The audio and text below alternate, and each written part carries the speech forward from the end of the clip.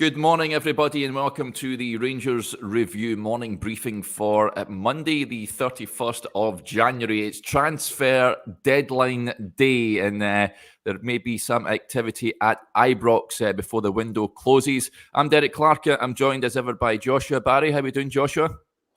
Yeah, good, Derek. Good to have the boss back, isn't it? This Monday morning. How are you, Johnny? I'm good. Yeah, I've not had much sleep with this new baby. It's an interesting experience, I'll tell you that. But I'm glad to be back talking about football and not about the consistency of poo for a change. So delighted to be here. Yeah, it's great to have you back, Johnny. It really is. Loads of comments coming in already. Before we crack on, folks, if you're watching us on YouTube, just hit that subscribe button so you'll never miss a video when we go live. And we've also got, I think it's the last day, I'm led to believe, of the great offer we've got on the Rangers Review site just now. If you head over to rangersreview.co.uk/subscribe, you can join up now for just £1 for an entire 6-month period, and you also get entered into a prize draw to win a signed Rangers jersey. There's a cracking offer on just now, so do go check it out. Okay, let's crack on, folks. As I mentioned, it's transfer deadline day.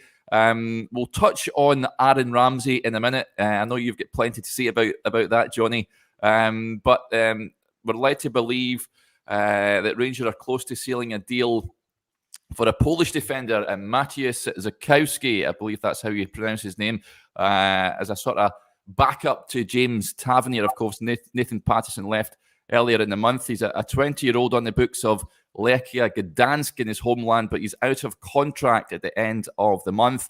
It's believed that Legia Warsaw also credited with an interest, but we're led to believe that he's heading over to Glasgow to sign a deal with Rangers. Start with you, Joshua. What do you make of that? I think it makes sense for Rangers to bolster that right back area, given that Nathan Patterson did leave at the start of the month. Yeah, and goes back to something actually that I was thinking about that James Sands said on his Friday press conference, Derek, where he was saying that one of the reasons he came to Ibrox was that they viewed him as that deep-lying midfielder, and although there was a lot of suggestion when he came in that he could kind of be an auxiliary player and just fill wherever Rangers needed game upon game, I think that kind of shows that he's very much been brought in for that specific position. But yeah, good to get covering for Tavernier. I guess that's now left back, depending what happens with the centre back position, whether Calvin Bassey moves back over there. But yeah, still a little bit light at number 8 for me if no midfielder comes in today. Yeah, let's talk about number 8 because rumours circulating this morning, Johnny, that Rangers are interested in taking Aaron Ramsey on loan from Juventus until the end of the season. You think this is pie in the sky stuff? Could you see Aaron Ramsey holding aloft a red, white and blue scarf before the window closes? Well, no, but news just in. Fabrizio Romano has just tweeted the following. There's nothing done yet, but Juventus are pushing Aaron Ramsey to find a new club. Rangers could be a possibility. Juventus are prepared to accept. It depends on Ramsey in personal terms to be discussed. It's happening, Johnny. Interesting. I mean, what I would say is this, okay? Aaron Ramsey is, according to the BBC and David Ornstein, so a very, very good source, is on 400 grand a week at Juventus. That deal was so big because he was a free agent, okay, when he signed in 2019 for the Bacchinieri. And it allowed him to obviously basically name his price because there was no transfer fee. Now, a conservative estimate, Rangers' top earner would be on about, I would say, 40 in the 40 grand mark. So 10% of Ramsey's wages would be Rangers' kind of top area, you would think. So it just seems to me that would be a huge drop for Juventus to accept in terms of the salary. Now, maybe Rangers would be willing to push the boat out and go a little bit more. There's no doubt Ramsey's a world-class player. But for me, you could file it as one of those transfer rumours that seems massively outlandish. But then, you know, you never know. You never know what can happen on transfer deadline day. I mean, certainly Aaron Ramsey strutting into Ibrox would be one of those ones that would certainly keep us busy for a few days, wouldn't it? I mean, that would be an incredible signing. I mean, there's no doubt he's a top-class player. I think he would do very, very well. He's only 31. So, yeah, listen, it's an interesting one. So we'll keep an eye on that. Yeah, Stuart Grant gets in touch, says maybe Gordon Ramsay. But certainly wanted to keep an eye on it. There's no doubt about it. Some comments coming in here. CGM55 as Juventus to pay his wages will lend him Brandon Barker for the rest of the season. I think we're very much in silly season, Joshua, but it's exciting stuff. I think, as you mentioned, Rangers need to bolster the midfield area. They've addressed the right wing position. We'll talk about Amad Diallo shortly, but I think Rangers supporters would like to see that midfield area strengthened before the window closes. Well, I think it has to, because with Hadji injured, Bakuna away, you've only got Lowry kind of behind Aribo and Arfield now. I think off the top of my head, if Van Bronckhorst is going to play his preferred system, you've got. I think Ryan Jack could probably come in and into that midfield and make it look, kind of continue the balance, maybe in place of Arfield. I think he plays forward a lot more than he did when he arrived at Ibrox. But that aside, Rangers look much better with Glenn Kamara at the number 6. He's been the only real player that's moved up to play number 8. So I'd be surprised if no midfielder comes in. If someone like Aaron Ramsey did come in, it would be as Johnny says, surprising. But again, I guess like Amad, which we've seen on Saturday, technically probably a level above a lot of the people he was playing against, so wouldn't be opposed to that whatsoever. But I would genuinely be surprised if there was no more cover coming in at number 8, especially even though Bakuna wasn't playing, especially as Rangers let him leave, because he was really the only depth they had in that area. Johnny, could you see possible departures before the window closes? I know that Jake Hastie's went out to Linfield on loan. I don't think he's got much of a career at Ibrox, if we're being honest. But in terms of other players in the first team squad, can you see a bit of movement today? Well, I think the ones to watch are probably people like Brandon Barker, Jack Simpson. I know there was a lot of stuff last night about him potentially going to QPR, but I think that's incorrect. The other one, I think, in terms of, we're talking about wages and moving players on, I think John Lundstrom, if there's interest, is one that Rangers might look to do a deal on, given he does seem to be a little bit farther down that pecking order than you would expect. We've seen over the last couple of weeks when Giovanni Van Bronckhorst was talking about not having many options in the game. God, remind me of the game, Joshua. My head's spinning. The home game against Livingston. The 1-0 game against Livingston, sorry. He talked about there being a lack of options, and Lundstrom was on the bench. Ryan Jack came on ahead of him, of course. So, I mean, you're looking at this one and you're thinking to yourself, is he going to be someone that's going to be getting a lot of minutes, given his position when he came into the club? He was taken on for big wages. It looked like a terrific deal at the time when he was enticed from a Premier League club in Sheffield United. So, yes, he did come on at the weekend, and he did come on over Jack at the weekend, but I think you've got to expect that Lundstrom would fancy himself as a first-team player and that you want to get more minutes than he's got so far. So that's one I would be personally interested to see what happens with. Yeah. We touched on the match, of course. Joshua, you were at Dingwall on Saturday.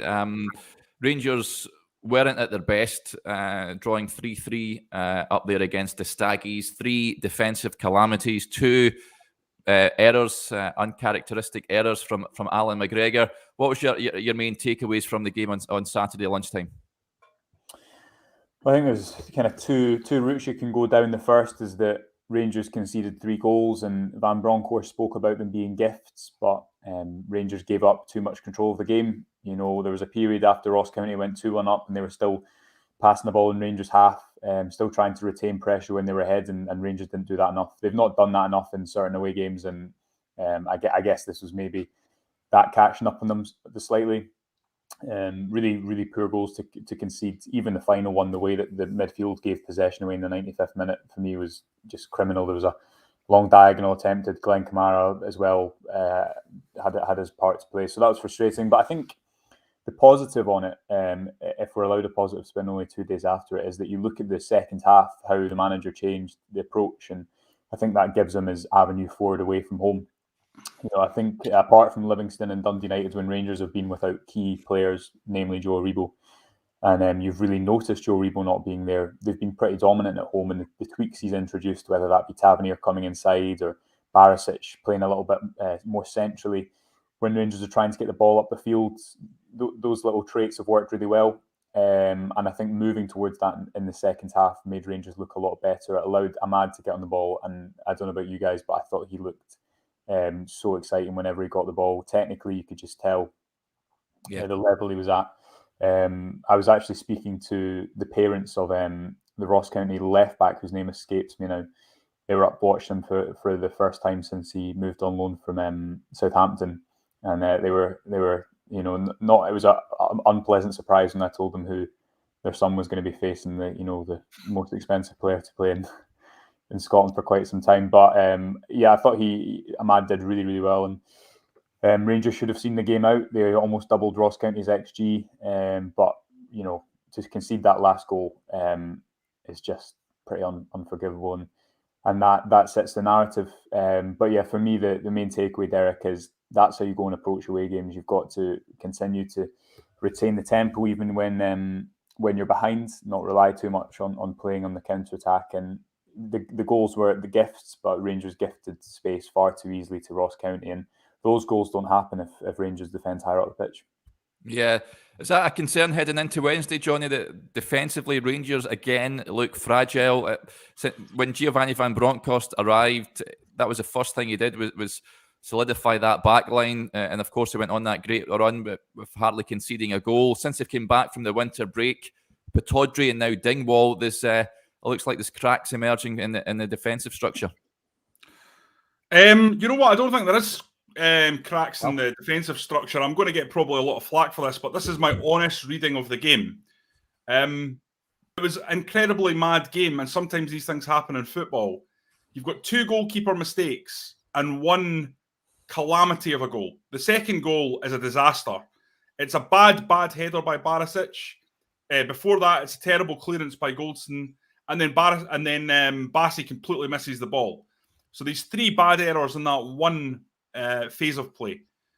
The other 2, what can you do about Alan McGregor having brain farts? I mean, that is unlike him. He's earned respect and he's earned the right to make the odd mistake because he's been top class over the years. But he's had a real poor game. I watched the game and I didn't think Ross County threatened, the structure of Rangers. And actually, in many ways, middle to front, the performance, although it was bitty and in terms of that there was phases of the game that Ross County came into a bit more, Rangers in the second half especially completely dominated and created chance after chance. I was not actually that concerned, despite the result, by the performance, because I think that performance wins you that game 3-0 9 times out of 10, honestly. And Ross County are a better team than people realise. They'll be in the top 6, no problem at all. They're physical, they're fast. Malky Mackay's done a very, very good job, and he has got a team that's of a physical profile that makes them very, very effective in Scotland. There's no doubt about that. But honestly, I have to just be upfront. I know everyone's getting concerned and upset about the performance, but I just thought it was one of those mad games that you get every so often. It was a freak game. Josh, I don't know what your take. No, I mean, I agree. I agree with you. And in terms of, saying, when I was saying the 2 angles you can look at the game, I think it's important to consider that Rangers changed something and it worked well. But I think the concern the justified concern comes in that Ross, especially that first goal and the second goal, well, let's isolate it to the first goal, doesn't happen if Rangers don't set off Ross County as much. And I think that's the concern, and that's probably where some justified criticism comes in for the manager, because you've seen Rangers in the second half, and the way that they were able to keep Ross County penned in. And I don't think they did that enough in the first half. But I agree with Johnny in terms of, Ross County's XG was 1.76, but they've scored into 2 open goals effectively. That aside, they didn't carve Rangers open. But I guess the frustration, which is even more emphasised because of that, is, well, why didn't Rangers play the game, play the entire 90 more aggressively? The game that comes to mind was the 2-1 game at St Mirren this season, when I think St Mirren had 1 shot off target in the second half, despite Rangers taking a 2-1 lead on the 43rd minute. And I think often that's just the better, when Rangers are a far, far better team than a lot of these teams away from home, I think it is better to be a little bit more aggressive in your defensive approach. But hopefully that informs future away games, because I agree. I think you continue to see how effective Joe Rebo looks when he's got the freedom of the pitch. There was moments where he just looked excellent. And as we said, Ahmad, really, really exciting. Also thought Kemar Roof, when he came on, offered a much better threat than Itten. Itten tried hard and but didn't have much luck. But I thought Roof was really bright when he came on as well. And that link up with Tavernier and Ahmad on the right looked good. So lots of positives. I guess it just has to feed into a more aggressive approach the next time Rangers do go and play away from home, which I think might be Tannadice in a couple of weeks. Could be wrong, but whatever it is, that'll be the lesson to take away from Saturday for me. Johnny, Al McGregor celebrates his 40th birthday today, and we wish him many happy returns. Hope he has a great day. He's been a fantastic servant to Rangers. For me, he's the club's greatest ever goalkeeper. On Saturday, though, as you mentioned, 2 brain farts. Some supporters have suggested that John McLaughlin, who signed a new deal yesterday, should come into the team on Wednesday. Where do you stand on that? No, 100% not, Derek. I stand on its throat as a ridiculous notion. If there's one player that you would want in that Rangers team to face Celtic, it's Alan McGregor. He's proven time and time again that he has the mentality for big games, and he is the Rangers' number one because he has proven that over and over. Now, those 2 goals that he lost against Ross County are not goals that he's losing because he's 40 or he's approaching 40. They're goals that he's lost because he's had a moment of a lack of focus, or there's some element around the goals that's gone wrong. It's not because he doesn't have the suppleness in his joints, or he's not as quick down to get low shots, or he's a bit slower off his mark. It's none of that. I mean, the first goal is a goal that a 22-year-old goalkeeper could easily make, or a 50-year-old keeper could make. But a 60-year-old keeper, a goalkeeper coach who hasn't played for 20 years would be expected to take. Your local keeper in the local park would be expected to take that one. Yeah. That's just a fact. So that's nothing to do with his age. It's just a moment where he's lost concentration. And the third one's the same. He makes the wrong decision. I think he's confused because Kamara moves in front of Kamara, and I think there's a little bit of confusion between the two of them as who's going to clear the ball. And in that split second, he's caught in 2 minds, and he goes to save it rather than clear it, and it comes off his leg, and then that obviously moves the ball to the Ross County player who fires it in. But Al McGregor, all the way. And I will battle either of you to the death if you tell me that John McLaughlin should come in. He will not have any problem psychologically, Alan McGregor, on the back of this performance. He'll have forgotten about it. That's the way he is. And that's why he's been such a great keeper. He's made these kind of mistakes over his career. The odd 1 or 2 a season. That's just the way he's been. And the key thing is he just doesn't let it get to him. He just continues. Yeah, the worry is, Josh, I mean, it's the errors that he has made is cost Rangers points, although he has saved Rangers so many points as well. It has to be said. I wanted to touch on Cedric Eaton. You mentioned him there. He was replaced for Kemar Roof. Again, unconvincing. on Saturday.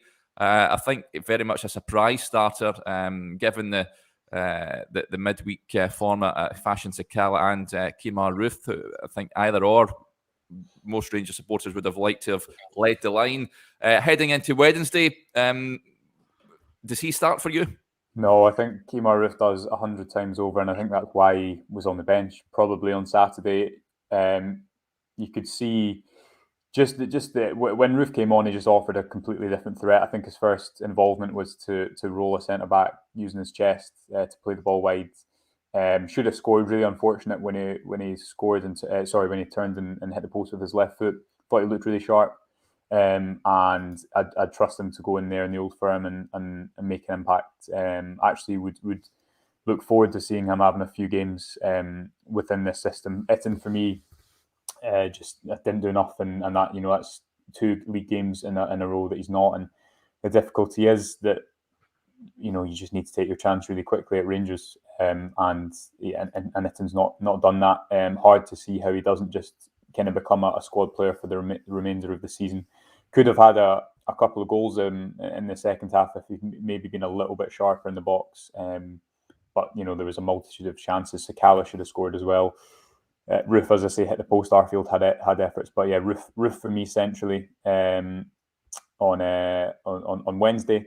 But also, I'd like to see Fashion Sakala get a run of games. I'd have probably rather he started through the middle on Saturday. Yeah. Okay, folks, that'll do. There's so many comments coming in. I do apologise, we can't get through them all. Talking about Fashion Sakala, if you head over to the Rangers review site, there's a great piece from Craig Vickers this morning on Fashion Sakala and how Rangers get the most out of him. Just head over to rangersreview.co.uk/subscribe. We've got a fantastic offer on. You need to take advantage of it before it's too late. It's just £1 for an entire 6-month period, and you also get entered into a prize draw for a signed Rangers jersey. And also we've got on the website a piece from Gary Conmody looking back at the events on Saturday. And if you're watching us on YouTube as well, we've got an interview I put on with Michael Smith yesterday, and Malcolm McClellan says that he saw the interview with the Rangers announcer, Michael Smith, he enjoyed it very much so. So I'd very much encourage you all to go and have a watch of that. Just head over to our YouTube site if you're watching us on there. Okay, that'll do us for now. We'll be back tomorrow to Derek. I think we might come back on later and give the guys another wee video come sort of 5 o'clock. We update. Good idea. Excellent idea. Yeah, we may just do that. Keep your eyes peeled on the Rangers review site. We may very well come back on if there is activity at Ibrox before the close of the day. So until then, enjoy the rest of your Monday.